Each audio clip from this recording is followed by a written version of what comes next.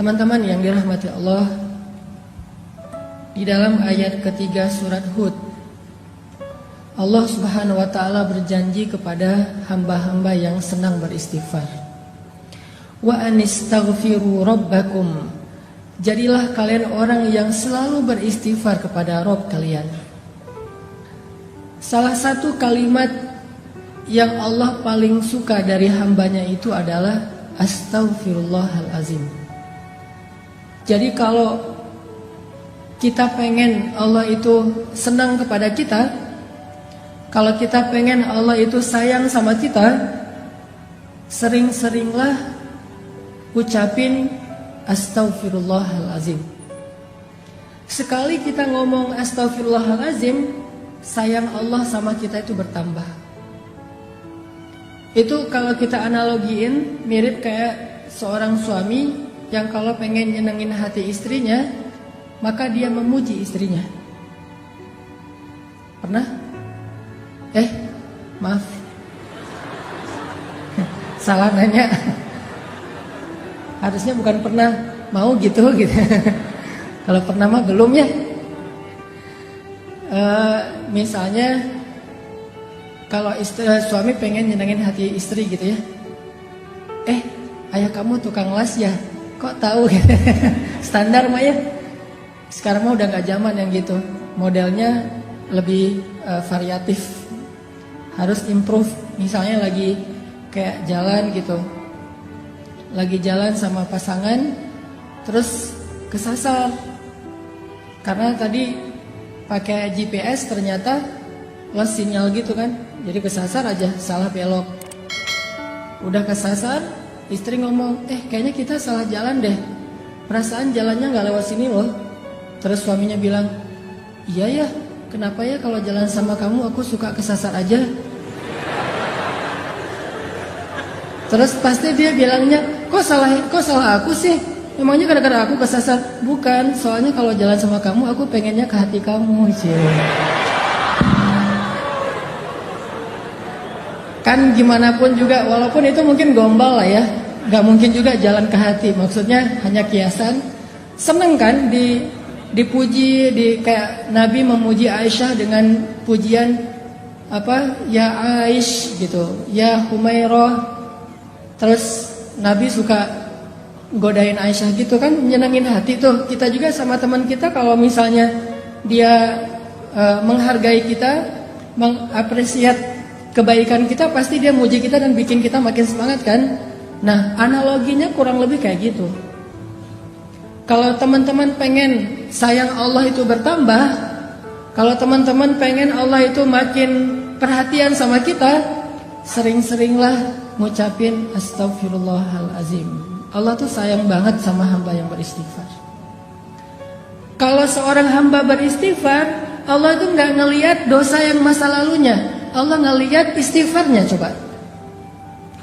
Dan istighfar kita itu, kalau benar-benar tulus dari hati, satu kali doang kita ngucapin istighfar, itu cukup untuk menghapus semua dosa kita yang memenuhi langit dan bumi loh. Jadi kalau orang sering-sering beristighfar itu bukan karena istighfarnya kurang untuk bisa menggugurkan dosa, enggak kurang. Istighfar sekali, dosanya memenuhi langit dan bumi, itu dosa habis, nol, zong langsung tuh. Terus ngapain kita harus sering-sering istighfar? Seseorang itu memperbanyak istighfar bukan karena satu istighfar itu kurang, tapi karena dosa kita tuh terulang terus, berulang kali. Maka istighfar lagi, dosa lagi, istighfar lagi, dosa lagi kan? Bukan berarti kalau kita istighfar kurang dari 100, berarti dosa kita belum dihapus. Enggak, sekali doang kalau itu berasal dari hati, Allah hapus semua dosa-dosa kita. Allah itu enggak ribet, enggak kayak manusia. Coba kalau kita ke teman kita ada kesalahan, minta maaf berapa kali biar dia maafin? Berkali-kali kan? Kita telepon, di reject. Kita japri, enggak di-read sama dia. Kita DM, enggak dibaca-baca juga, enggak dibalas. Kita request biar bisa masuk ke akun dia, enggak diterima karena di-lock akunnya. Itu manusia. Apalagi kalau dia udah sebel banget sama kita, langsung di-block tuh. Sampai kita harus pakai nomor baru, pakai ganti akun baru bisa japrian lagi sama dia. Itu manusia. Allah itu nggak pernah ngeblok hambanya kalau selama hamba itu minta maaf kepada Allah. Nggak pernah kita astagfirullahalazim, nggak dirit sama Allah. Nggak ada itu. Kalau kita minta maaf sama teman kita bisa aja nggak dirit kan? Maafin gua ya, gua salah gitu. Udah kesen, terus ada contrengan 2, tapi nggak dirit sama dia. Kalau ke Allah pasti dirit, detik itu juga dirit sama Allah.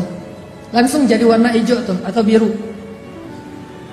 Astagfirullahalazim, sentreng langsung biru. Wah, Allah ngerit Karena Allah itu online-nya 24 jam sehari, nggak pernah offline, nggak pernah lost sinyal, nggak pernah habis baterai. Maaf ya nggak dirit, habis baterai lagi di charge, nggak ada itu. Apa ayat Allah itu online terus?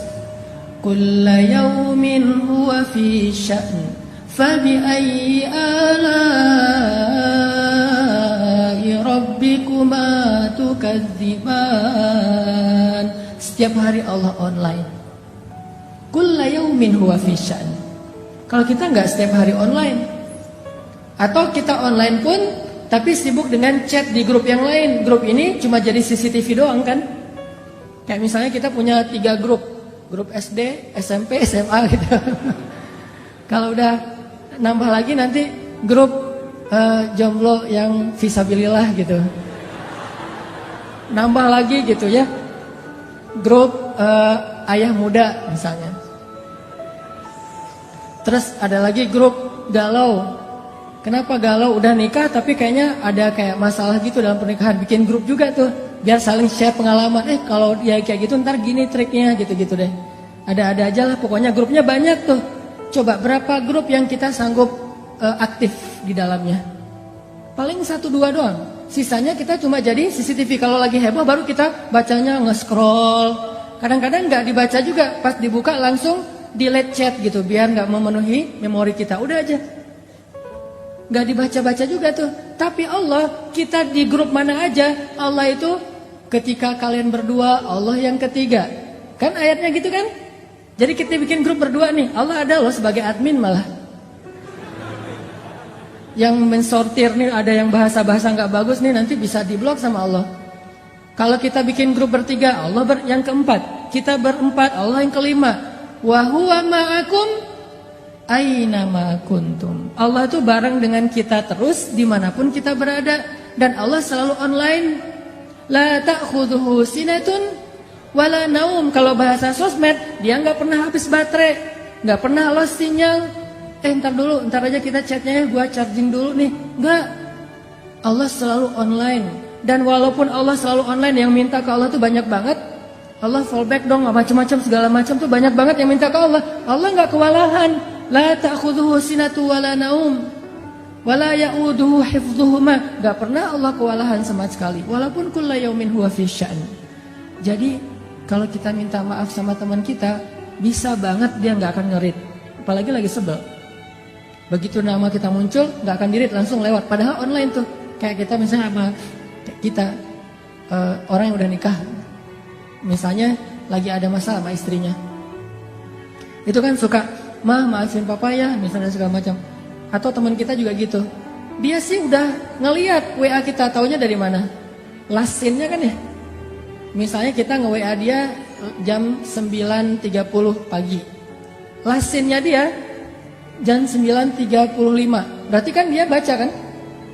Terus lastinnya lagi jam 10, lastinnya lagi jam 11, lastinnya lagi jam 12, sampai malam, lastinnya jam 11 malam, WA kita belum juga berwarna biru. Berarti dia tahu, cuman sengaja nggak ngerit. Itu manusiawi banget tuh.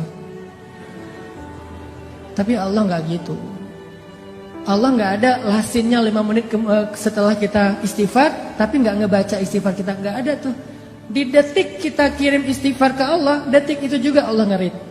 Walaupun ngirimnya jauh loh ke langit, tapi kan Allah punya teknologi yang lebih canggih dari makhluk. Kita kirim ke Amerika aja langsung datang, langsung kebaca, apalagi dengan kebesaran Allah. Jadi pas kita bilang astagfirullahalazim, Allah langsung balas. Udah aku maafin, coba. Enak banget kan? Allah tuh baik banget tuh. Kita bilang astagfirullahalazim, detik itu juga Allah balas. Langsung Allah typing gitu kan. Oh, Allah typing Apa typingnya? Udah dimaafin. Terus kita balas lagi, Allah tapi dosa saya banyak banget. Udah lupain aja. Semuanya ya Allah, semuanya kata Allah. Jadi kita jadi kayak seneng gitu chat sama Allah semalaman. Allah ngeladenin semalaman. Yang capek dalam chat dengan Allah itu bukan Allah, kitanya yang capek. Allah gak pernah capek sama kita. Udah ya, udah lama banget nih, udah 2 jam kita ngechat. Banyak hamba-hamba yang lain loh yang pengen. Enggak, Allah mah gak kayak gitu. Kita doang nih yang ngerasa lelah chat sama Allah kan. Coba kita angkat tangan sama Allah. Pernah gak Allah bilang, udahlah angkat tangannya udah kelamaan, udah cukup. Giliran yang lain. Enggak, kita doang yang pegal tangan kita. Kita yang pegal dengan lisan kita. Kita yang ngantuk mata kita. Allah gak pernah pegal, gak pernah capek untuk mendengar chat dari hambanya. Enggak sama sekali. Jadi kalau ke manusia itu agak-agak ribet kalau minta maaf. Tapi kalau sama Allah itu mudah banget. Cuman satu doang yang Allah harapin dari kita. Begitu kita ngesen astaghfirullahalazim, itu jangan cuma kata-kata tapi berasa di hati. Yang Allah nilai itu hati kita tuh. Kalau yang kita ngeklik pas ngesen itu adalah lisan, Allah gak akan read. Mau sampai kiamat juga gak akan di-read sama Allah. Tapi kalau kita ngesennya pakai hati, di detik itu juga langsung Allah typing. Kalau ngirimnya pakai hati. Dan walaupun kita tidak berteriak, Allah di langit ke-7 ya sami'ud du'a, sangat mendengar setiap ucapan kita. Jadi bagi Allah yang penting istighfar kita walaupun cuma 1 kali dari hati. Apalagi kalau berkali-kali, Allah lebih senang lagi tuh. Sekali doang, kalau dari hati udah langsung Allah hapuskan semua dosa. Terus ngapain harus berkali-kali? Itulah bentuk dari penyesalan kita. Kita ngerasa kayaknya dosanya banyak, masa istighfar sekali doang. Walaupun kalau dari angle Allah sekali itu udah cukup. Tapi dari angle kita kan kayak kita ngerasa guilty banget ya, merasa bersalah banget. Aduh, banyak banget nih dosa saya. Ya Allah, astagfirullah. Padahal astagfirullah yang pertama itu udah gugur dosa kita semuanya kalau dari angle Allah. Tapi dari angle kita sebagai pendosa, kita ngerasa kayak dosa kita lebih banyak daripada istighfar. Harusnya istighfar lebih gitu. Jadi 2 angle yang berbeda. Saya pengen ngambil angle-nya Allah nih. Angle-nya Allah, istighfar sekali aja cukup buat Allah. Asal itu sidqan, jujur, berasal dari hati kita. Jadi teman-teman, poin pertama kita pagi ini apa? Kata-kata yang Allah paling suka dari kita itu salah satunya adalah astaghfirullahalazim. Jadi kalau kita pengen Allah senang sama kita, kalau kita pengen Allah itu sayang sama kita, kalau kita pengen Allah lebih perhatian sama kita, coba dawamin sering-sering bilang astaghfirullahalazim, astaghfirullahalazim. Allah pasti tersenyum. Ada beberapa orang di sosial media, ini sekaligus klarifikasi ya, tabayun ya, mempertanyakan, Ustaz kok ngomong Allah tersenyum, emang Allah itu kayak manusia? Saya bicara itu bukan kata-kata saya, tapi itu hadis. Walaupun saya suka hadis itu nggak dibaca teks, langsung diterjemahkan kepada analogi. Kan ada yang model ceramah, hadis dibaca teksnya. Kalau saya mencoba untuk langsung menganalogikan dengan bahasa kita. Itu hadis Nabi, kalau Allah itu tersenyum mendengar istighfar hambanya. Walaupun kita nggak perlu mengimajinasikan tersenyumnya Allah itu kayak tersenyumnya manusia, nggak perlu, karena kita nggak tahu zat Allah kayak gimana. Yang pasti kalimatnya tabassam, Allah itu tersenyum. Jadi ceritanya gini, Ali bin Abi Thalib pernah naik ke atas kendaraan, nggak tahu itu Innova atau CR-V gitu, pokoknya naik kendaraan aja. Kalau Innova itu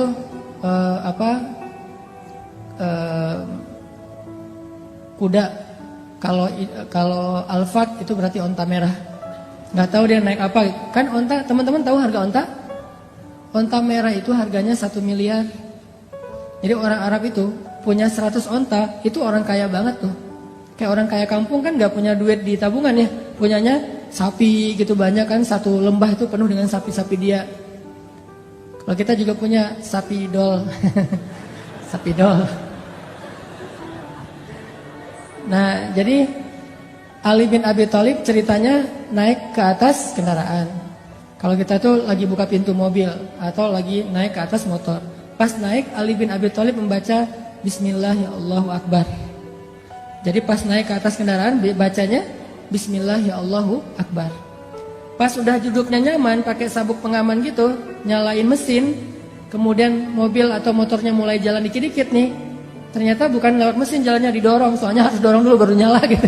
Motor butut misalnya. Nyala nih, jalan nih kendaraan kita, maka Ali membaca doa safar, subhanalladzi sakhkhara lana hadza, dan seterusnya.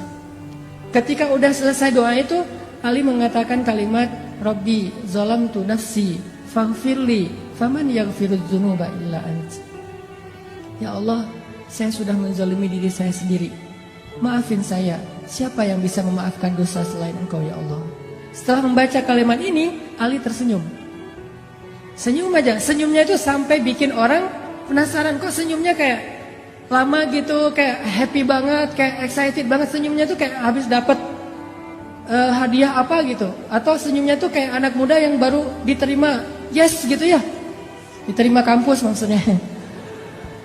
Coba kalau kita habis diterima, kita jadian yuk, kasih waktu aku seminggu ya. Oh ya, itu kan seminggu paling berat tuh. Malam-malam yang gak bisa tidur, tahajud tiap malam. Ya Allah, Engkau lah yang menggenggam hati, balik-balikanlah hati dia ke arah saya gitu. Ternyata yang doa kayak gitu ada 2 orang. Terus hatinya tuh agak-agak labil gitu nih. Kenapa sih hati saya tuh kok deg-degan ya, sekali kanan sekali kiri, dua-duanya kuat-kuatan doanya nih. Ya Allah, balikinlah hati dia ke saya. Dia mau ngasih jawaban hari Minggu. Hari Sabtu itu kan hari yang paling deg-degan kan. Kok lu gak makan sih? Gue lagi gak enak makan. Kenapa? Lagi menanti jawaban. Nah itu berat banget tuh hari-hari kayak gitu tuh. Pas hari Minggunya, pagi-pagi udah mandi, udah segala macam. Kata teman kita, lo harus siap lah, harus siap ya dengan segala jawaban. Gue siap banget. Siap kalau dibilang iya sih. Kalau dibilang enggak siap sebenarnya.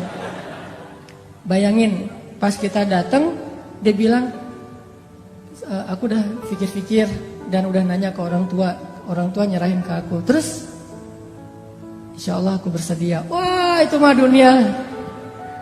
Kayak apa aja gitu kan ya, bisa mati mendadak tuh, nggak jadi nikah. Gara-gara jantungan gitu. Apalagi ceweknya tuh cewek yang kita banget lah pokoknya. Punya tipe kan, ada yang gayanya gaya Korea gitu kan, yang oriental. Ada yang Arab gitu, ada yang etnik, yang Indonesia banget misalnya. Ada yang dia senengnya emang yang agak-agak eksotis, Afrika misalnya. Kayak saya kan sering main di air, akhirnya orang bilang, Ustaz kok makin hitam? Enggak hitam, eksotis. Nah ini jadinya Ali itu kayak bahagianya tuh, senyum-senyumnya tuh kayak orang baru jadian. Bahagia banget. Kan bikin orang lain kepo ya. Ali, kata salah satu pengawalnya, kenapa kok senyum-senyum? Dia kepo gitu. Kenapa kok senyum-senyum? Kata Ali, mau dengar gak ceritanya? Apaan? Dulu tuh Rasulullah, saya pernah ngelihat Rasulullah naik kendaraan, terus membaca apa yang saya baca. Di akhir kalimat itu Nabi tersenyum. Dan saya juga kepo, nanya ke Rasulullah, ya Rasulullah, kenapa engkau tersenyum? Apa jawaban Rasul? Aku tersenyum karena Allah tersenyum. Jadi Allah itu tersenyum mendengar hambanya mengatakan, ya Rabbi, saya banyak dosa, maafin dong dosa saya. Gak ada yang bisa maafin dosa selain Engkau ya Allah. Allah senyum dengan kata-kata itu. Akhirnya Nabi juga tersenyum karena bahagia terhadap senyumnya Allah. Akhirnya Ali juga tersenyum karena melihat Nabi tersenyum. Jadi itu disebut dengan istilah hadis musalsal kalau dalam ilmu hadis. Apa tuh hadis musalsal? Hadis berseri. Hadisnya itu bukan cuman teks, tetapi adegannya diikutin. Jadi kalau kita baca doa itu, idealnya kita bukan cuma ngebaca teks hadisnya, tapi ikutin juga adegan Rasulullah. Makanya saya pernah bilang, kalau kita beristighfar, astagfirullahaladzim, Rabbi, saya zalim banget sama diri saya sendiri. Tapi kan gak ada yang bisa maafin dosa sehebat Engkau ya Allah. Yang mudah banget tuh ngemaafin dosa hambanya. Ampunkanlah dosa saya ya Allah. Udah gitu senyum. Kenapa? Yakin karena Allah juga senyum waktu itu. Allah senang banget dengan kata-kata istighfar. Lupa seolah-olah ya, bukan lupa, seolah-olah Allah itu udah ngelupain semua dosa kita. Ya Allah, saya kan pernah berzina. Ngapain disebut-sebut lagi? Saya juga udah nggak ingat itu, udah dilupain sama Allah. Bukan lupa, tapi sengaja dilupain, dihapus aja catatannya.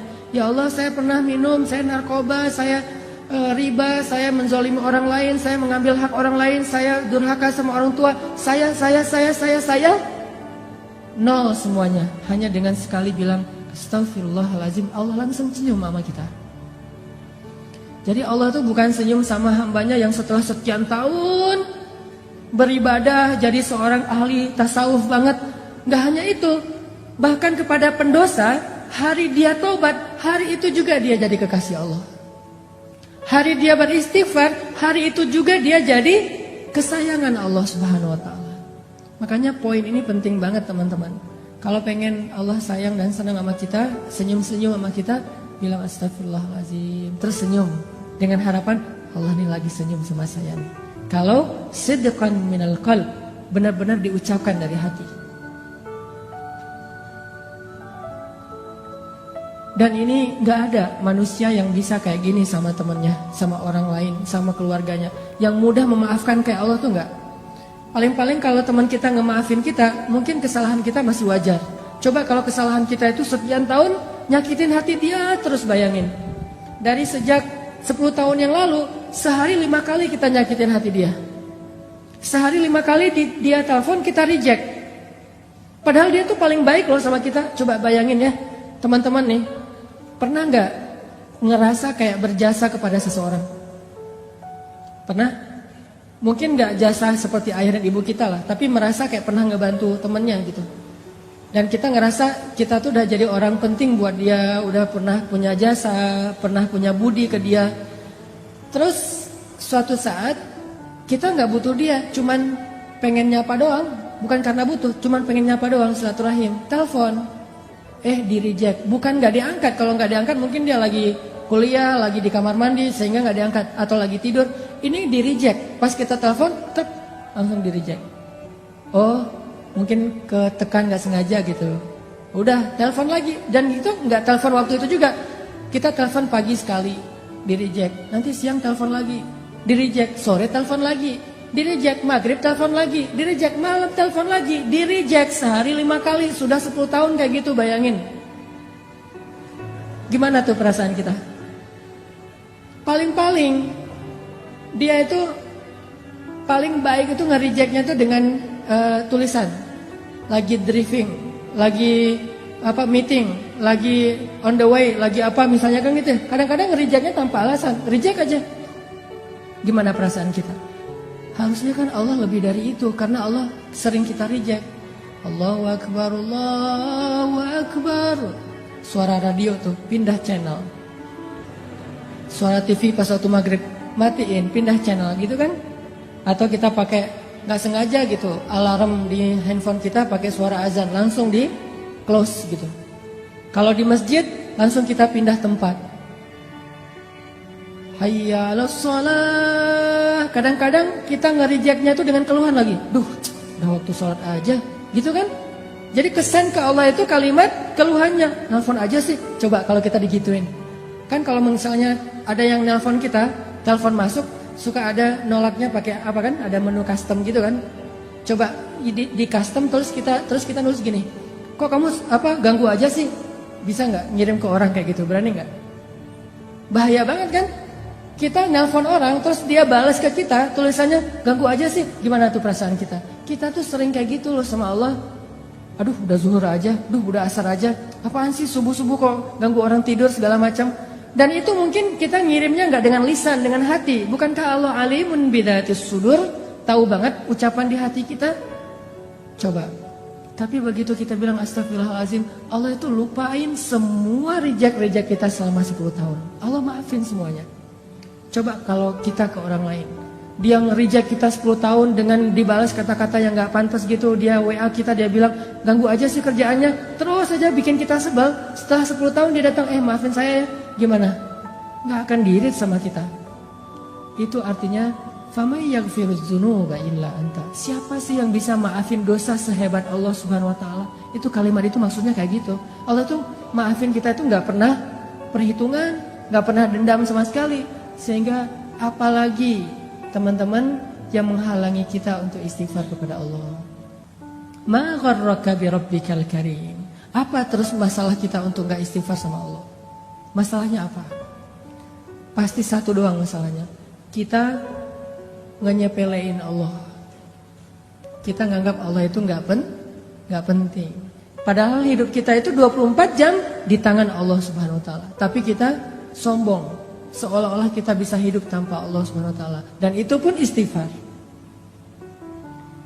Kalau istighfar kita nggak dari hati, 1000 kali itu nggak ngaruh buat Allah, nggak akan lirik sama Allah. Makanya ulama ada yang bilang istighfar yang butuh istighfar. Istighfar butuh istighfar. Kan ada tuh yang pakai jiglak-jiglak gitu kayak hitung untuk ngitung itu gitu kan, apa istilahnya gitulah ya, checker gitu kan, ada checker, terus kita istighfar, astagfirullah. Ketemu sama teman-teman kita pada ngobrol lagi ngafe nih, lagi nongkrong, oh iya si gaya gitu ya, pas dilihat sama teman kita dalam sehari 10.000, yes keren ya, 10.000 istighfar. Cuman pas kita ngomong ke teman kita, dia nanya gitu, gimana ya, aku kok males banget berzikir, istighfar aja jarang, kata teman kita. Padahal itu gampang banget loh. Kalau lo lagi kosong waktunya lagi nggak ngapa-ngapain, daripada ngelamun, udah istighfar aja. Gua ngelamun doang, istighfar alhamdulillah sih sehari-hari nggak pernah kurang dari 10.000. Ngomong kayak gitu, maka 10.000 itu dosa semuanya. Bukan ampunan, dosa karena riya. Lalu yang ke 10.001, yang ke 10.001-nya istighfar dari hati. Astagfirullahaladzim, ya Allah maafin saya udah jadi riya. Maka yang 10.000 tadi itu jadi pahala semuanya. Coba, satu itu berpengaruh. Bisa jadi dosa, bisa jadi pahala. Yang mana dari hati, yang mana cuma di lisan. Kayak ada orang yang rajin tahajud gitu ya. Tahajudnya itu udah dawam banget lah, udah 10 tahun dan 15 tahun tahajud terus. Ketemu sama temennya, kasih dong tips gimana biar bisa tahajud. Gua nih udah lama banget nggak tahajud, nggak tahu ngerasain tahajud tuh kayak gimana. Dia bilang, tahajud mah gampang. Kalau misalnya mau tuh udah nggak, saya mah tahajud nggak perlu pakai jam waker, udah nggak perlu pakai di handphone. Nanti dibangunin jam 3 lewat 5, jam 3 lewat 10, jam 3 bangunnya jam 13 gitu ya, habis zuhur. Udah nggak perlu kayak gitu. Oh gitu. Terus bangunnya gimana? Ya bangun aja, kebangun. Pokoknya asal jam 3 malam saya pasti kebangun. Oh gitu, udah berapa lama? Enggak sih, baru sekitar 15 tahun lah. Gitu ya. Berarti 15 tahun kita tahajud 0. Kalau kita riak dari hatinya sombong. Tapi kalau hanya sekedar syiar, nyemangatin, Allah lebih tahu isi hati kita. Innamal a'malu binniyat. Terus nggak usah ngejudge hati orang lain lah. Sombong lo, riak lo, enggak. Kita doang yang tahu. Setelah Allah Subhanahu wa taala pastinya. Makanya istighfar dari hati. Sekali aja udah luar biasa. Gimana kalau 100 kali kayak Nabi? Astagfirullahaladzim, astagfirullahaladzim. Ya Allah maafin saya. Itu satu ya poinnya. Allah tuh senang banget dengan istighfar. Kalau dalam bahasa hadis, senangnya Allah kepada taubat dan istighfar hamba itu kayak melebihi senangnya seorang hamba yang dia kehilangan bekal dan kendaraannya di tengah padang pasir. Jadi ada seorang laki-laki gitu, analogi dari Nabi nih. Nabi bikin kayak semacam ilustrasi gitu. Ada seorang laki-laki lagi musafir di tengah padang pasir, terus dia kehilangan ontanya, dia kehilangan bekal-bekalnya, kehilangan minumnya, airnya, semuanya tinggal sebatang kara di tengah padang pasir, nyari-nyari onta dan bekalnya itu nggak nemu. Sampai akhirnya dia berputus asa. Ini saya bakalan celaka nih kali ini nih. Apes banget sih. Kehilangan onta, bekal, air segala macam di tengah padang pasir, kayak di tengah samudra kan. Kalau di tengah laut kan juga kita nggak bisa minum, sama persis kayak di tengah padang pasir, panas nggak ada air. Wah ini pasti cuma bertahan 2 hari. Besok saya mau mati nih kalau kayak gini. Di hari ketiga, detik-detik dia udah berat banget, udah dehidrasi banget. Tiba-tiba dia dalam keadaan antara sadar dan tidak, muncul onta di sebelahnya. Onta yang tadi hilang tiba-tiba datang nih di sebelah dia. Dia udah hampir putus asa, udah 3 hari nyari ontanya tuh. Tiba-tiba muncul dengan bekalnya, dengan air yang masih tempat air yang masih terisi. Kemudian dia tiba-tiba langsung bangkit, megang, ini halusinasi atau benar? Ternyata benar ontanya. Dia ambil air itu, saking bahagianya dia bilang, ya Allah, segala puji bagimu, engkaulah hambaku dan akulah Tuhanmu. Saking bahagia dia kebalik ngomongnya, ya Allah, engkaulah hambaku dan akulah Tuhanmu. Hadisnya kayak gitu. Saking senangnya sampai kebalik dia bicara, Allah lebih senang lagi kepada hamba yang beristighfar daripada laki-laki itu terhadap apa yang dia temukan. Ini ilustrasi senangnya Allah sama orang beristighfar. Senang banget Allah sama istighfar. Jadi bisa dibilang orang yang istighfar itu kekasih Allah banget. Di hari pertama dia istighfar udah jadi kekasih Allah. Kalau jujur dari hati. Jadi pas kita habis bikin dosa, astagfirullahaladzim, astagfirullahaladzim, Allah langsung, ya kekasihku. Langsung gitu. Padahal kita belum jadi ahli ibadah, belum jadi orang yang soleh-soleh amat, belum banyak berilmu, tapi cuma istighfar doang, langsung jadi ahli surga tuh. Saat itu juga jadi ahli surga. Terus gimana dengan orang yang istighfarnya udah 10 tahun, 15 tahun, yang dawam setiap hari istighfar? Pasti jauh lebih luar biasa lagi yang Allah berikan untuk dia. Orang yang baru sekali doang udah dikasih banyak anugerah, apalagi yang sudah sekian miliar kali. Jadi istighfar itu amal soleh paling ringan, tapi luar biasa kedudukannya di mata Allah. Poin yang paling Allah suka dari hambanya itu kalau hambanya udah beristighfar. Suka banget. Saking sukanya Allah kepada orang yang bersifat, Allah tuh gak rela menjadikan manusia itu sempurna seperti malaikat. Allah gak rela. Saking Allah suka dengan kalimat istighfar. Kata Nabi, seandainya kalian tidak berbuat dosa, maka Allah akan membinasakan kalian. Bayangin, kalau kita gak buat dosa, Allah akan binasain kita. Tapi jangan disimpulin, oh kalau gitu kita buat dosa aja ya. Enggak, artinya manusia itu sengaja Allah buat, tabiatnya, fitrahnya emang pendosa. Nggak sengaja aja buat dosa, apalagi sengaja kan. Coba kita jalan ke mall, sengaja nggak sih mau ngeliatin aurat? Nggak kan? Nggak sengaja doang. Kadang-kadang kita udah nunduk pandangan ke bawah gitu, tapi kelihatan juga. Kenapa? Soalnya kita di lantai 2. Sama aja gitu, udah ngeliat ke bawah, ghodul basor gitu, kena juga ngeliat ke bawah. Kalau di lantai paling atas, mending lihat ke atas aja deh. Lagi ngapain lo? Ghodul basor gitu. Ghodul basarnya ke atas, kok nggak ke bawah? Kan kita di atas. Begitu juga di tempat-tempat umum yang lain, di jalan doang tuh kita naik mobil, naik motor, orang di depan kadang-kadang apalagi banyak perempuan-perempuan yang mungkin mereka masih belajar tentang Islam, belum paham, sehingga kadang-kadang naik motor pakai celana pendek atau rok pendek yang kelihatan, hanya kelihatan kakinya aja, itu sebetulnya nggak boleh dilihat. Tapi namanya kita nggak sengaja melihat, astagfirullahaladzim, sama astagfirullah. Kan di tengah lagi lampu merah kan, di tengah tuh. Sini astagfirullah, di sini juga astagfirullah. Kumaha, gimana tuh?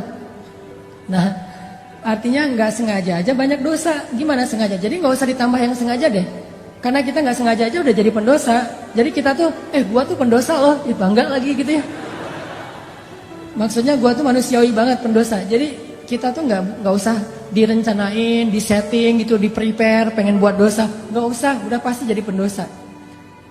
Kullu ibni Adam khata'. Semua anak Adam itu pasti pernah lakuin kesalahan. Sampai Nabi bilang, kalau kalian gak bikin salah, Allah binasain kalian tuh. Terus Allah ganti dengan manusia yang lain, yang mereka akan bikin salah, lalu mereka minta maaf kepada Allah, yang Allah akan memaafkan kesalahan mereka. Allah tuh senang dengan istighfar. Makanya diciptain hambanya itu gak sempurna kayak kita, biar Allah dengerin istighfar dari kita. Begitu kita bilang astagfirullahaladzim, Allah sayang banget langsung sama kita. Kayak kita bilang I love you, Allah langsung bilang I love you tuh deh pokoknya. Jadi kayak kata-kata yang paling sakral gitu kan. Kata-kata paling sakral tuh I love you. Benar? Kalau buat saya mah kata-kata yang paling sakral itu kalau ke makhluk itu adalah I love you gitu. Dan yang lebih sakral lagi I love you too. Kadang-kadang I love you. Oh iya, nah, itu kan pahit banget tuh. Berat banget tuh. Kalau ngirimnya pakai WA gitu, cuma dibalas senyum doang, atau dibalas emoticon tutup wajah gitu, apa gitu, malu-malu gitu, kan itu nggak enak banget ya. Berkali-kali digituin, akhirnya ujung-ujungnya apa? Kita adik kakak aja ya. Itu mah lebih berat lagi tuh. Mending jadi musuh ya daripada adik kakak ya.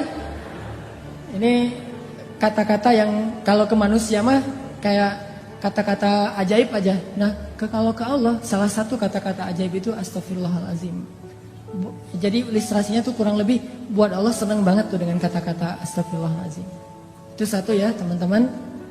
Kedua, istighfar itu Allah bukan hanya senang kepada kata-kata istighfar.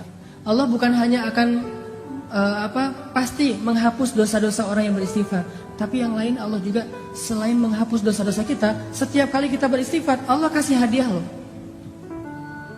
Jadi bukan cuma Allah nge-read, Allah typing, Allah ngebales, Allah ngechat sama kita, tapi Allah juga tiba-tiba ngirim gosen.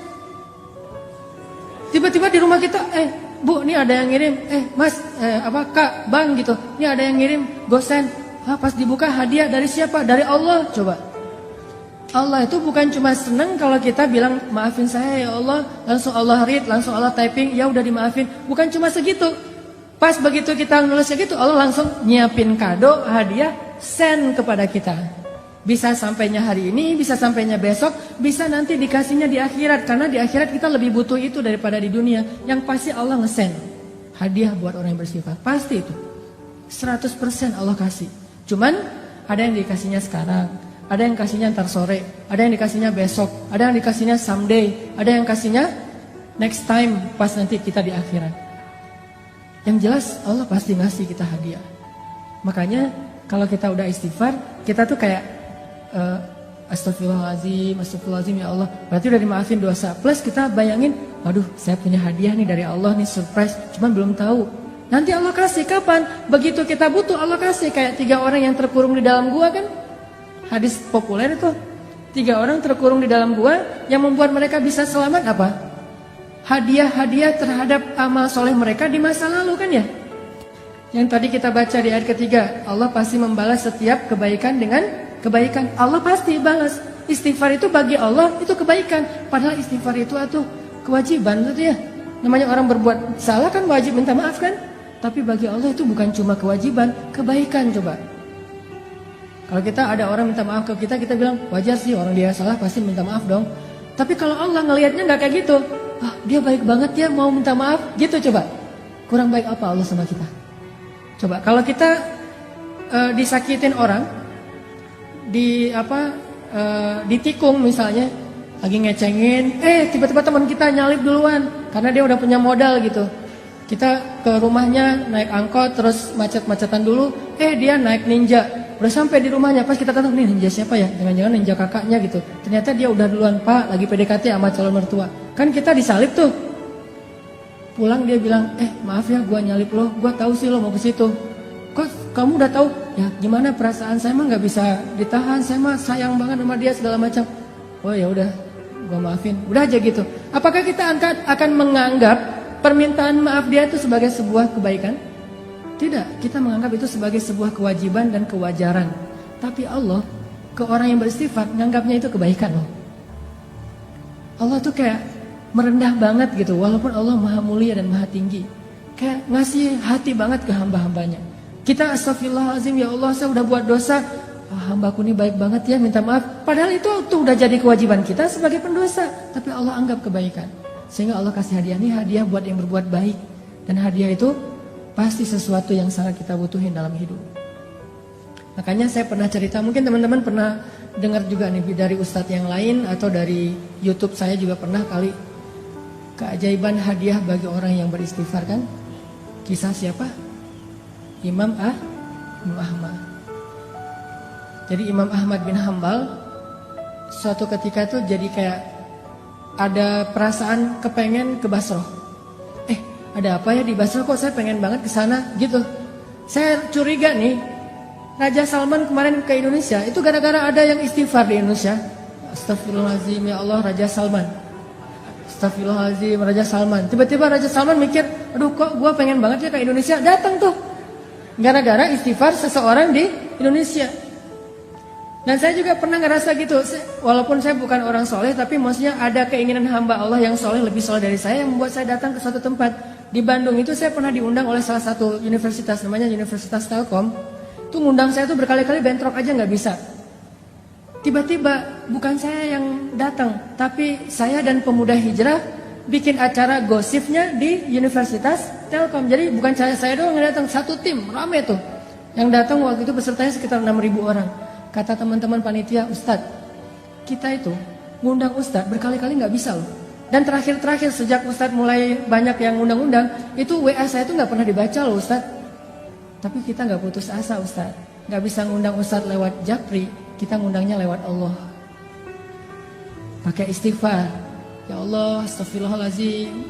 Hananataki datengin dong ya Allah, astagfirullahaladzim, Hananataki, astagfirullahaladzim. Tiba-tiba kita pilih di antara beberapa list yang kita mau bikin acara gosip, Telkom University itu paling memungkinkan, kita bikin di situ. Ini hasil istighfar ya Ustadz.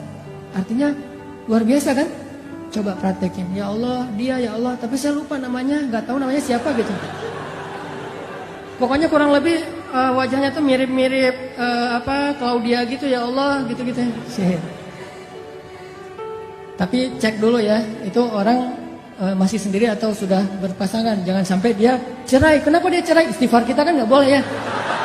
Beristighfar demi orang lain putus gitu, nggak boleh. Pasti orangnya harus single dulu. Ya astagfirullahaladzim, astagfirullahaladzim. Pas kita ada hajat, ya Allah beri saya jodoh yang soleha, yang hafizah, yang konita, yang apa segala macam. Pas ketemu benar, Neng, kak namanya siapa? Soleha, konita, hafizah gitu. Sesuai dengan permintaannya. Walaupun dia baru belajar tahsin 1 gitu. Tapi namanya Soleha, konita, hafizah. SQF. Soleha, konita, hafizah. SQH. Nah gitu deh pokoknya. Jadi Imam Ahmad, by the way teman-teman, Imam Ahmad itu ulama dengan hafalan hadis yang terbanyak loh. Tahu berapa hafalan hadis Imam Ahmad? Kalau kita kan hafal hadis itu 1 ya, dari dulu sampai sekarang. Innamal a'malu ini ya. Kalau Imam Ahmad 1 juga, 1 juta. Hafalan hadisnya 1 juta. Imam Syafi'i aja gurunya Imam Ahmad itu respect banget, takjub sama Imam Ahmad. Imam Syafi'i tahu sendiri kan, yang hafalannya itu gimana? Kalau baca buku, beliau takut hafal. Baca buku takut hafal. Jadi kalau dia baca buku 2 halaman gitu, 1 halaman ditutup. Aduh, saya takut nih kehafal. Ditutup dulu biar nggak kehafal coba. Kita tuh, aduh, gimana ya cara hafal? Imam Syafi'i, aduh, khawatir kehafal nggak sengaja. Nggak sengaja kehafal. Kita mungkin satu-satunya yang kita hafal nomor telepon, cuma nomor telepon si dia. Kadang nomor telepon sendiri juga nggak hafal loh. Ustaz, nomor teleponnya berapa? Ntar ya, cari dulu. Tapi kalau nomor istri saya aja saya hafal banget tuh. Imam Ahmad hafalannya 1 juta hadis. 1 juta hadis, dan itu bukan cuma teks dengan sanad-sanadnya dari ini 1 juta. Saking luar biasanya kesolehan Imam Ahmad. Kan jadi selebgram banget tuh di masa beliau tuh ya. Followersnya udah jutaan lah pokoknya Imam Ahmad mah.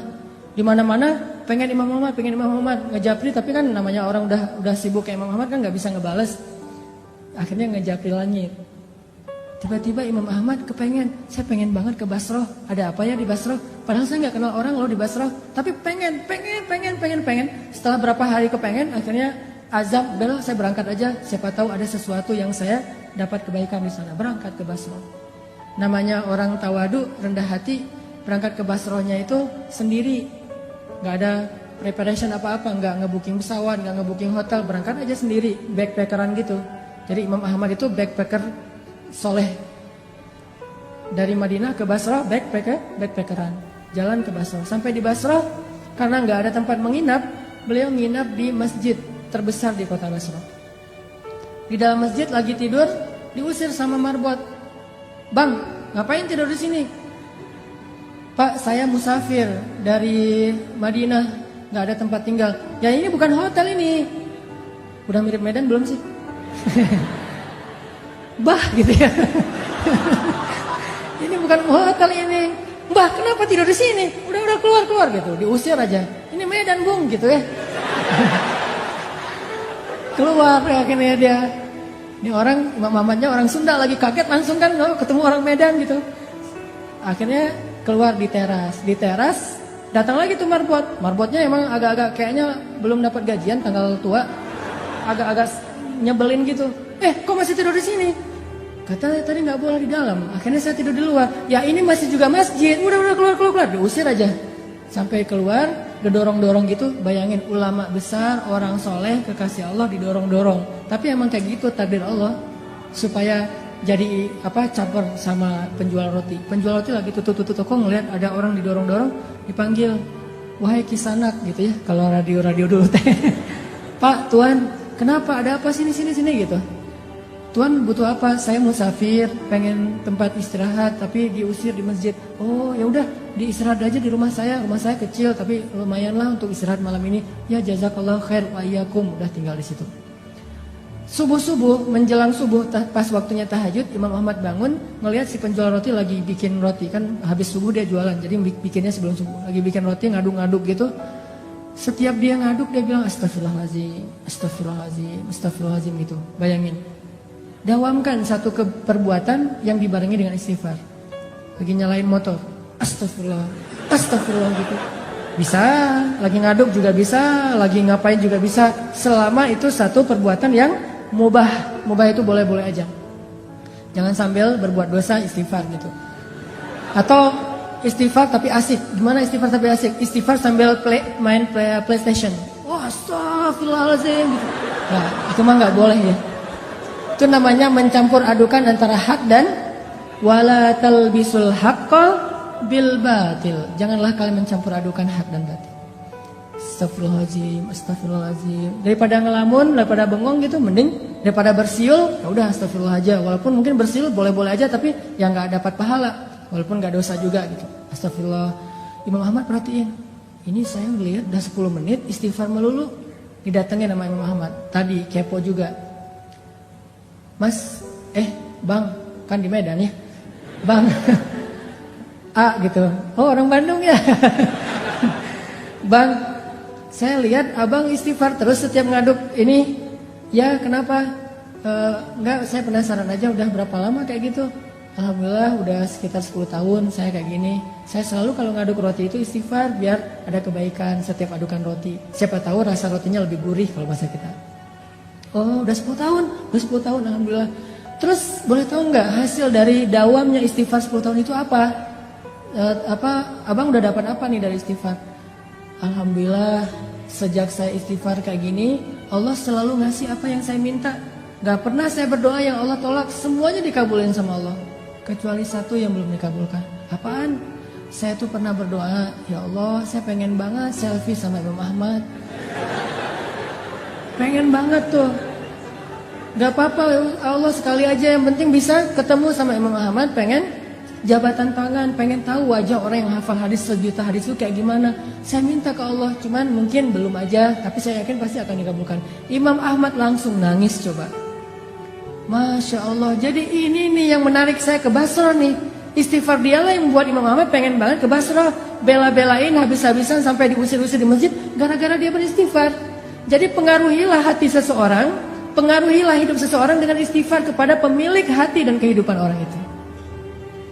Astagfirullah, astagfirullah. Tapi jangan baru istighfar 3 kali mintanya banyak gitu. Istighfar dulu aja. Dawamin, nanti kalau kita butuh, jadi mintanya itu kayak apa pamungkas ya. Kalau kita butuh banget, minta pakai istighfar. Jangan diobral. Istighfar 10 kali, ya Allah saya udah 10 kali nih. Boleh minta ini enggak? Enggak, dawamin dulu aja. Walaupun kalau untuk dosa sekali cukup, tapi kalau untuk yang hadiah, kalau bisa lebih banyak. Sampai setahun, 2 tahun kita dawamin, nanti lihat deh hasilnya tuh luar biasa. Pokoknya kalau kita punya hajat sesuatu, yang pertama yang harus kita lakukan itu adalah minta kepada pemilik segala sesuatu. Ada hajat apa? Minta kepada pemilik segalanya. Misalnya pengen sesuatu yang baik atau yang minimal mubah, pengen jalan-jalan. Istighfar aja, astagfirullahaladzim, astagfirullahaladzim. Nanti begitu kita minta ke Allah, ya Allah saya pengen haji banget nih. Istighfar kita udah 10 tahun, langsung Allah kasih kejutan yang kita gak pernah menduga-duga loh. Jadi gampang banget, tinggal minta aja sama Allah. Yang harus kita prepare dari sekarang itu adalah bikin diri kita itu orang yang sangat diperhatikan sama Allah. Kalau kita udah jadi kayak ring satunya Allah, masuk grupnya itu yang Allah juga memprioritaskan banget. Grup itu, siapa grupnya? Grup orang yang rajin istighfar. Masuk ke grup itu, dan Allah yang mengadminin grup itu. Kita nggak tahu apakah kita udah masuk atau belum, tapi berusaha aja. Siapa tahu setelah sekian tahun kita istighfar, akhirnya Allah mengundang kita, menginvite kita masuk ke grupnya orang-orang yang rajin beristighfar. Kalau udah masuk ke grup itu, setiap kali Allah ngeposting, ngebroadcast kebaikan-kebaikan, ini ada diskon apa gitu, kita langsung dapat nih. Makanya pantaskan dulu diri kita, dawamin. Akhirnya Imam Ahmad bilang, sayalah Ahmad bin Hambal. Oh benar ini Ahmad bin Hambal? Ya nggak salah, nggak salah. Masya Allah, udah pelukan. Ini keajaiban dari istighfar. Coba, butuh apa dalam hidup? Pasti kita punya banyak kebutuhan. Sampai kita minta garam aja, kata Nabi, minta dulu ke Allah baru cari di warung. Jadi sebelum kita ke warung nyari garam, ya Allah garam, ya Allah, cari uang receh beli di warung. Terus apa gunanya minta ke Allah? Banyak gunanya. Siapa yang bilang kita akan sampai di warung? Siapa yang bilang garam itu akan sampai ke rumah kita? Siapa yang bilang garam itu menjadi kebaikan buat kita? Siapa yang bilang bahwa kita akan hidup sampai masakan kita itu selesai dan kita bisa memakannya? Istighfar, minta ke Allah sebelum kepada yang lain. Astagfirullah, minta ke Allah, astagfirullah. Pengen apa aja istighfar. Sampai dulu di zaman Imam Hasan Al-Basri, tabi'in, ada 3 laki-laki yang datang nemuin Imam Hasan Al-Basri. Ya Imam Hasan, saya itu gak punya anak, udah lama menikah tapi belum dikaruniai anak. Kata Imam Hasan Al-Basri, banyak-banyak istighfar ya bu. Oh ya, siap-siap, pulang. Datang lagi orang kedua, gak punya kerjaan, miskin. Ya Imam Hasan, saya tuh miskin, fakir, susah banget untuk dapatin rezeki. Gimana tuh? Kata Imam Hasan, banyak-banyak istighfar ya bu. Oh iya ya, pulang. Datang lagi yang ketiga, Imam Ahmad, saya itu sakit, udah sekian tahun dan belum sembuh-sembuh. Apa yang harus saya lakukan? Banyak-banyak istighfar ya. Ya, pulang. Muridnya Imam Ahmad nanya, heran, soalnya jawabannya template gitu kan? Bukan jawaban yang langsung ditulis ada masalah apa? Enggak, template. Jadi ini jawaban untuk segala pertanyaan. Imam Hasan Al-Basri itu udah bikin template banyak istighfar. Udah aja, siapapun yang curhat ke beliau send template yang sama. Kayak admin banget kan? Akhirnya muridnya Hasan Al-Basri nanya, ya Syekh, kenapa harus kayak gitu? Semua jawabannya sama, padahal pertanyaannya beda-beda. Kata Imam Hasan, tidakkah kamu membaca Al-Quran di surat Nuh? Allah mengatakan, faqultu astaghfiru rabbakum innahu kana ghaffara yursilis samaa 'alaikum midrara wa yumdidukum bi amwalin wa banin wa yaj'al lakum jannatin wa yaj'al lakum anhara. Coba, beristighfarlah kalian kepada Tuhan kalian, Allah pasti akan mengampuni. 1. Allah akan menurunkan hujan yang sangat lebat. 2. Allah akan memberikan harta yang sangat banyak. 3. Allah akan memberikan keturunan untuk kalian. 4. Allah akan memberikan kebun-kebun atau ladang. 5. Allah akan memberikan air sungai yang mengalir. 6. Istighfar. Tapi fadilahnya macam-macam. Sehingga masalahnya apa aja, jawabannya sama, istighfar. Butuh air, istighfar. Butuh jodoh, istighfar. Pengen punya anak, istighfar. Kerjanya susah, istighfar. Apapun masalah kita, istighfar. Dan itu means-nya apa? Artinya apa? Artinya yang menghalangi kebaikan dalam hidup kita itu cuma 1, dosa. Yang buat hidup kita itu susah dalam hidup itu cuma dosa. Makanya kalau pengen hidupnya jadi mudah, hilangkan dulu dosa. Dan cara menghilangkan dosa itu hanya dengan istighfar. Kita mau memperbaiki masa lalu gak mungkin. Kita hanya bisa menyesali masa lalu dan minta maaf kepada Allah dan memperbaiki masa depan. Allah akan mudahkan. Jadi yang kedua poinnya teman-teman, kita ada hajat apa? Istighfar. Kalau belum terkabul, berarti emang istighfar kita itu belum masuk grup. Masih japrian, belum broadcast. Pantaskan diri kita supaya Allah invite ke dalam grup orang yang rajin istighfar, sehingga nanti Allah kasih kita hadiah, voucher, kupon istimewa yang hanya dikasih kepada orang-orang yang Allah cintai. Itu yang kedua. Hari ini mungkin 3 aja keajaiban dari istighfar. Yang ketiga, teman-teman yang dirahmati Allah, istighfar itu bagi Allah dan bagi Rasulullah SAW itu bukan hanya kebaikan untuk di dunia, tapi istighfar itu mengubah status kita di akhirat. Coba teman-teman renungkan kisah seorang laki-laki yang membunuh 100 orang tuh. Yang ke-100-nya kiai lagi. Yang ke-100-nya ustadz. Dibunuh sama dia. Tapi setelah itu dia nyesel, dia bilang astagfirullahaladzim ya Allah. Langsung berubah status dari tadi ahli neraka menjadi ahli surga. Dia udah sholat, belum baik sholatnya, belum baik ibadahnya, tapi kok udah jadi ahli surga. Karena orang yang beristighfar, Allah bukan hanya akan mengampuni dosanya, bukan hanya akan mudahin hidup dia di dunia, tapi Allah juga bakalan ngasih banyak janji-janji kebaikan di akhirat. Jadi istighfar itu bisa dibilang kayak investasi masa jangka panjang, yang someday nanti kita akan melihat, oh ini ya hasil dari istighfar saya di dunia. Banyak-banyak aja istighfar, gak ada yang rugi. Demi Allah, tidak ada ruginya beristighfar jika didasari dengan hati yang ikhlas. Demi Allah, nggak ada ruginya berzikir jika didasari dengan hati yang ikhlas. Demi Allah, nggak ada hamba yang datang kepada Allah pulang dalam keadaan kecewa. Itu nggak ada. Dari zaman Nabi Adam sampai akhir zaman, nggak ada yang datang kepada Allah pulang dalam keadaan kecewa. Itu nggak ada. Kalau kita datang ke rumah dia pulang kecewa, itu biasa. Pasti sering. Kita nelpon kecewa, kita japri kecewa, kita caper-caperan kecewa, itu biasa. Dengan makhluk kecewa itu biasa banget. Tapi dengan Allah, kalau kita kecewa bukan karena Allah, karena dosa kita sendiri, menzolimi diri sendiri. Makanya teman-teman yang dirahmati Allah, yuk kita dawamin istighfar. Mulai sekarang kita bikin target deh. Kalau ustadz-ustadz yang lain pernah menjelaskan tentang keajaiban. Sebetulnya dalam Islam itu ada 3 amalan ya. Itu hasilnya itu ajaib banget. 1 sedekah, 2 tahajud, 3 istighfar. Kalau sedekah mungkin teman-teman sering dengar dari Ustadz Yusuf Mansur. Tahajud juga Ustadz Arifin Ilham. 1 dari 3 itu adalah istighfar. 3 amalan ini nih, itu ajaibnya itu pokoknya menurut saya itu unik aja. Kayak ngasihnya itu cash gitu. Gak nyicil, cash langsung di dunia langsung dikasih. 3 tuh, sedekah, tahajud, istighfar. Karena saya hari ini dikasih tema tentang istighfar, kita coba azam mulai sekarang saya pengen banyak-banyak istighfar. Nanti suatu saat kalau butuh apa-apa, kita udah punya modal nih, istighfar sekian tahun, sehingga Allah mudahin urusan kita dari sekarang. Karena makin lama kita mulai, makin lama kita mengambil hasilnya.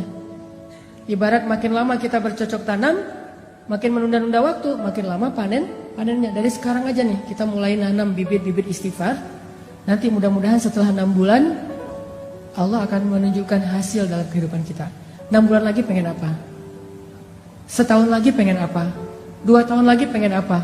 Dan kepengen kita kadang-kadang berubah-ubah, tergantung kebutuhan. Pokoknya kita pasti punya hajat suatu saat nanti. Mulai sekarang kita bikin investasinya dengan istighfar. Suatu saat ketika kita berdoa kepada Allah, Allah akan menganggap ini doa hambaku yang rajin beristighfar. Kayak cerita-cerita tadi. Itu aja yang bisa saya sampaikan. Dan insya Allah nanti di akhir sesi kita akan ada sesi penggalangan dana untuk saudara-saudara kita. Kalau nggak salah panitia di Palestina. Untuk Palestina atau Syam? Oh, Somalia, Masya Allah. Untuk saudara-saudara kita di Afrika, di Somalia yang berada dalam kondisi kelaparan. Dan kita tahulah, pasti kalau googling banyak banget tuh bahan tentang gimana kondisi di Somalia. Yang anak bayi itu sampai minum air dari genangan yang ada di tanah, saking kurangnya air, kurangnya makanan. Jadi kita coba belajar untuk buka puasanya barengan dengan saudara kita di Somalia. Jadi infak kita hari ini akan disumbangkan ke Somalia untuk takjil saudara-saudara kita yang kelaparan di Somalia. Jadi silakan nanti kita niatkan, ini buat takjil adik saya di Somalia, ini buat takjil kakak saya di Somalia. Infak semampu kita, dan walaupun sedikit tapi tetap ngasih. Jangan sampai kita nggak ngasih. Kalau nggak ngasih sekarang nggak apa-apa, nanti ngasih di waktu yang lain. Yang jelas kita komitmen dulu, berazam dulu, saya pengen bantu nih. Mudah-mudahan dengan kayak gitu nanti Allah kalau kita minta sesuatu, Allah pasti ngasih. Kalau nggak dikasih sekarang, pokoknya dikasih. Nggak akan mungkin Allah nggak berkomitmen. Fadhkuruni azkurukum. Ingat aku di waktu kalian senang, aku ingat kalian di waktu kalian susah, insyaallah. Nanti di akhir sesi panitia akan menyebarkan kotak infak buat saudara-saudara kita semampu kita yang bisa kita sumbangkan. Dan marilah kita tutup sesi kita hari ini dengan muhasabah, dengan berdoa, dengan beristighfar. Mungkin diawali dulu dengan istighfar bareng-bareng ya, sekitar 100 kali. Setelah itu nanti kita berdoa. Astaghfirullahalazim, astaghfirullahalazim, astaghfirullahalazim, astaghfirullahalazim, astaghfirullahalazim. Mari bersama-sama. Astaghfirullahalazim,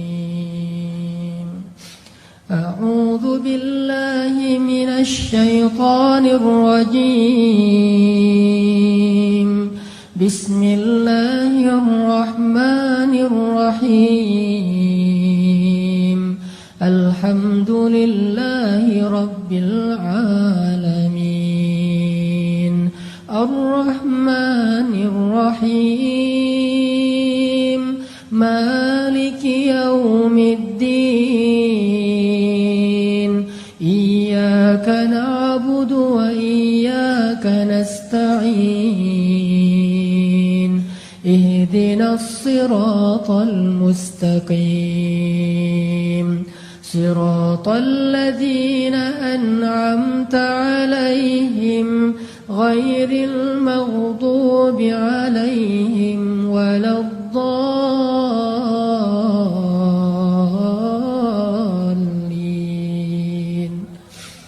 الحمد لله حمدا كثيرا طيبا مباركا فيه. الحمد لله على نعمة الإيمان. الحمد لله على نعمة الإسلام. الحمد لله على نعمة القرآن.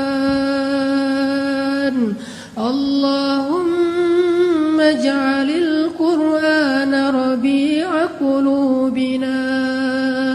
اللهم نور حياتنا بالقرآن. اللهم نور قلوبنا بالقرآن. اللهم ارزقنا تلاوته آناء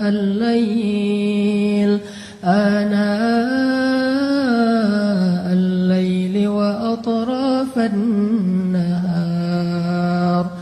اللهم اجعلنا من عبادك الصالحين. اللهم اجعلنا لك ذكارين. اللهم اجعلنا لك شكارين.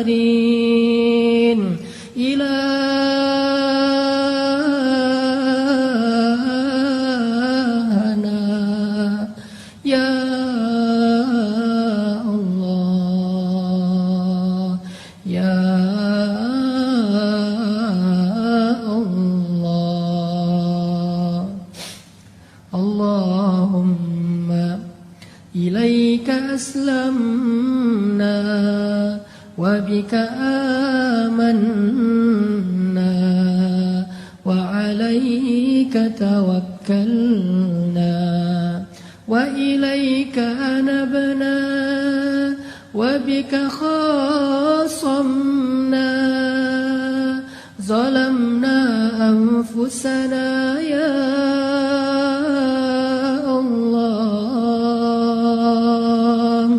ظلمنا أنفسنا يا الله. ظلمنا أنفسنا يا الله. وإن لم تغفر لنا وترحمنا لنكون